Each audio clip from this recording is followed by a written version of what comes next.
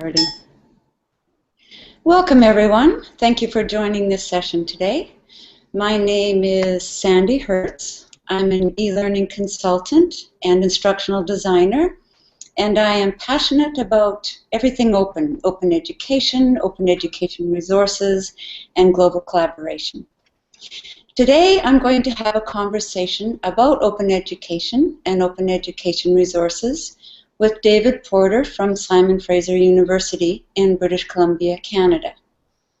David has been a long-time advocate for the benefits of adopting new technology to deliver educational strategies. David is leading the university's task force on flexible education. Previously, he was the executive director of BC Campus, where I had the great pleasure of working with him.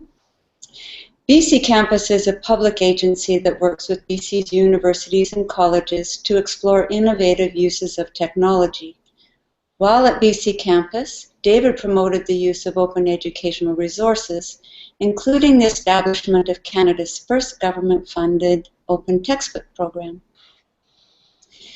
David has also worked as a project leader and consultant for international open and distance education projects and consultancies, most recently in Mongolia, and we'll look forward to hearing a little bit more about those later.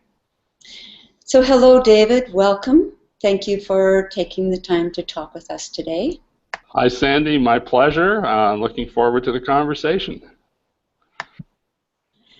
So, David, I'd like to start by asking you some general questions before we delve more specifically into your projects with open education.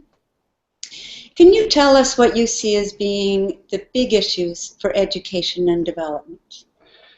Well, I think the issues for education and development are somewhat similar in the developed world and in the developing world, and it's really about capacity building with teachers to use new technologies and new educational strategies, and open education is one of those. I would say that a minority of teachers have heard about open educational resources or open educational practices and pedagogies of the sense of really building collaborative and shared networks of information and working with people all around their education network to inform their practice as well as provide them with resources they can use with their students.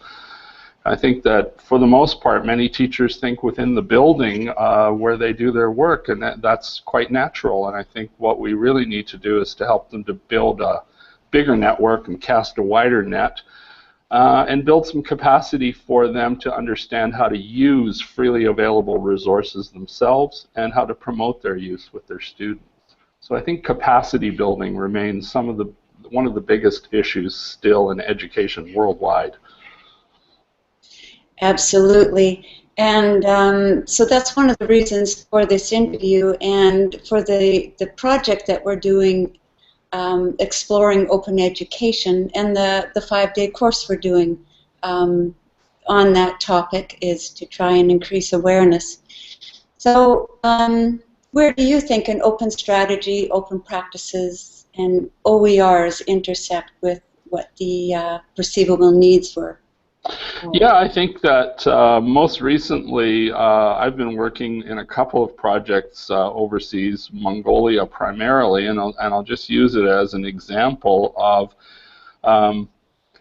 a country with lots of really smart and interesting people, a huge belief in education, a high literacy rate, and really looking for more modern resources and for ways of harnessing technology and resources together, empowering their teachers to be able to create materials themselves, as well as localized materials that they find elsewhere to suit their own needs. And so open educational resources provide all that facility. They're freely available. You can reuse, remix, modify, re-engineer, do anything you want to them, translate them, and that's one of the things that is happening in Mongolia. They're actually looking at the Khan Academy materials and are pretty close to having translated, I think, 100 with a goal of translating 1,000 videos into Mongolian simply by putting a Mongolian voice track over top of the Khan Academy voice track. That sort of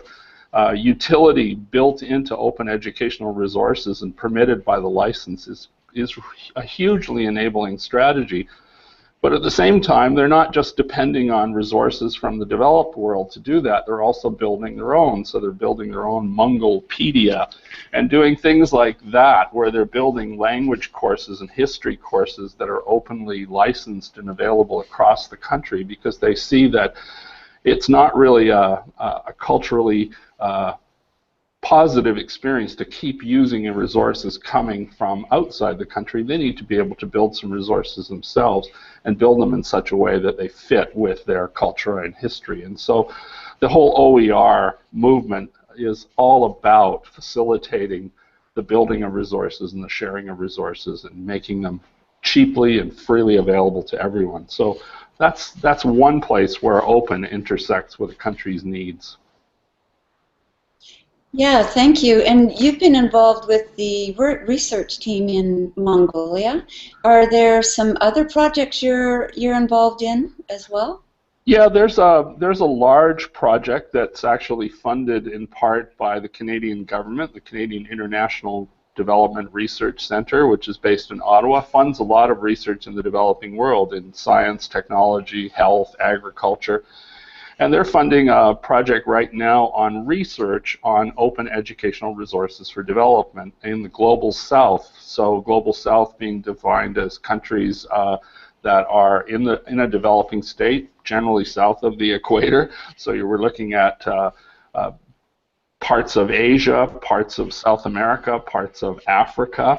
Mongolia is also a participant in that project, but as well as using these resources, many of these educators are very interested in building evidence and a case for expanding their use and going to government for explicit support of open educational programs and projects. And so one way to do that is to build a really solid and good research base that they can point to that is evidence of changing practice, lowered costs, better engagement, better student results. All of those things are pretty important in the open world, as they are in normal teaching and learning world. And so there's been a refocus on research in the open educational world, and it's really starting to take off.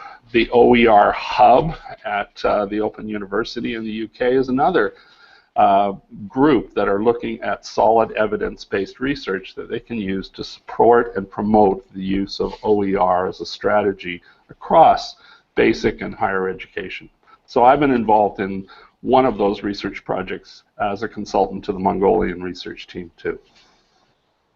And is that part of your work at Simon Fraser University? It actually was part of my work when I was working at BC campus, but everyone who works at a university has, you know, a research, teaching, and service mission, and so I consider this part of the service that I would do in an academic setting, is to provide research and provide time. And most of the work that I do when I'm in Mongolia is on vacation time, so it's not part of my formal teaching or learning time.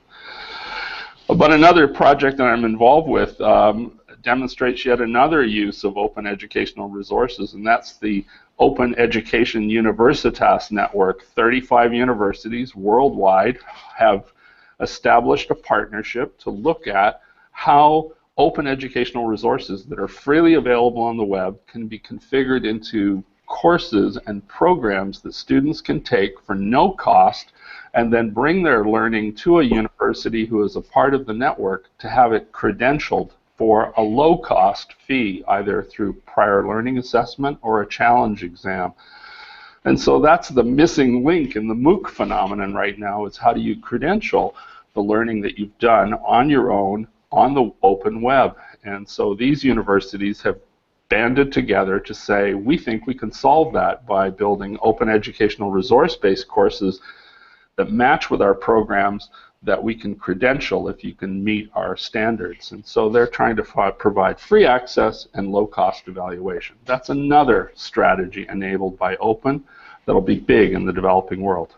Right. So credentialing is one issue. What are some other issues associated with adopting, remixing, creating, sharing OERs? Are there cultural issues? A big one, of course, is gender, being gender sensitive, quality. Yeah, all of those are issues in the work that I've been doing in Mongolia. The huge issue is language, because Mongolian is a pretty unique language. It uses Cyrillic script that looks like Russian, and so there are not a lot of resources out there that fit their need, and so that requires translation. But those are one of the things that licenses really enable, and that is a big part of the reuse provision of licenses is the ability to translate into another language.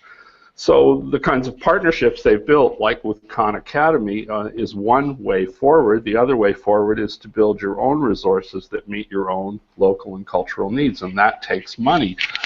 And so over 4 years in Mongolia, we began to build capacity amongst educators, as well as inform government people about the process and the potential.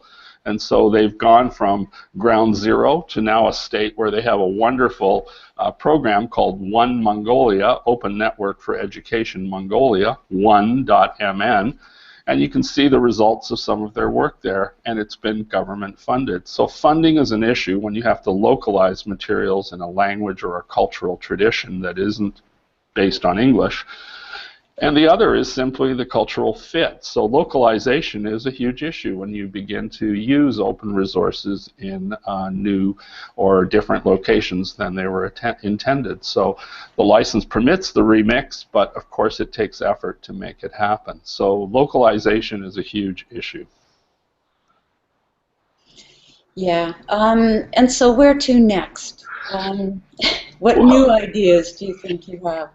Well, I think the whole notion of the MOOC area is really taking off in the developing world. I mean, it's been the subject of some critique in the developed world, but if you don't have ready access to educational opportunities and someone offers some free materials that you can begin to use, then I think open MOOCs and the kind that Commonwealth of Learning is starting to build that have both free and open resources and low bandwidth technologies involved, you begin to get at segments of the population that are underserved by education, and you begin to give them access to education that they can use themselves for self-learning and use it in a way that really meets their needs for either employment or simply in the work they do on a day-to-day basis, such as targeting agricultural workers with horticulture knowledge. That sort of thing is really important in economies that are based on